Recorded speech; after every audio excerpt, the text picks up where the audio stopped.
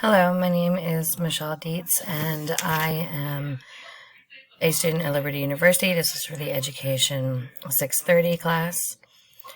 Today, I will be going over an infographic and how to make one. This will be for my 4th grade students, and today's topic is about oil spills.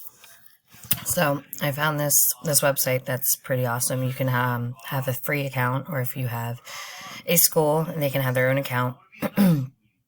With the free accounts, you don't get as many graphics, or the graphics that you do get, some of them will be watermarked. But like I said, you can purchase a subscription to Canva, and that will take care of all that. Canva is great. It has all kinds of different things that you can do on it, and it's really great for an infographic. So as you can see, like I said, we were doing oil spills. And for this infographic, it's all about oil spills. And quickly it'll tell like what an oil spill is. We decided to do how an oil spill happens, which you can see here. And you can see the little graphics. Some of them are watermarked, some of them are not. But it makes it really cool, and you can see some of them are actually, moving if you decide to do it online or show it on your smart board. If not, you can have the option to print it out. That way you can have a physical copy in your hand. So like I said, we're doing oil spills, how oil spills happen. We're just doing it briefly. We're not going into too much detail, but this is part of our Ocean Week.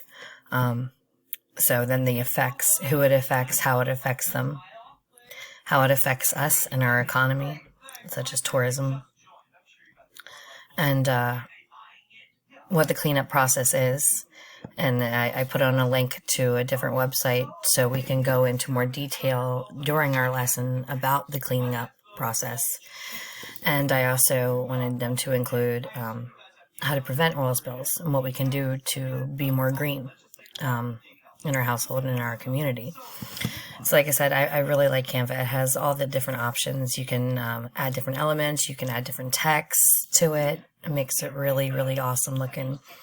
So I told the students, you just basically, they've got different templates, or you can come up with your own and customize it. But this is the one that we did, and we found different graphics for it, and you can just type it into the search anything. So like if you were to type even oil spill, it comes up with all these different photos, graphics, audio, video, if you wanted to add it in, if you're doing this on a smart board, which makes this, really fun to use. So afterwards, after the kids have done this infographic and gotten everything on here and with the major points that we're going over, I also developed a rubric for them, which I have saved. And this is what it is. I wanted to go over certain categories with them, and I will score it, such as clarity, organization, graphics, grammar, presentation. Since we decided to do this for each student, they're going to present it. I'm going to be presented in a group. I'm using groups of 3 to 4 children, and once they make it, they'll have a chance to present it to the class.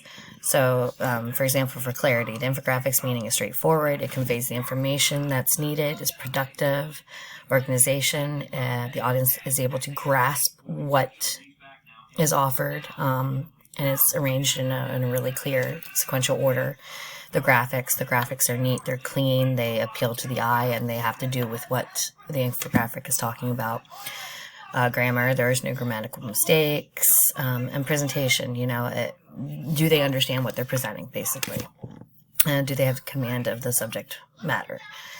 So, that's what I'm going to have my class do, and I hope you enjoy it. Thank you.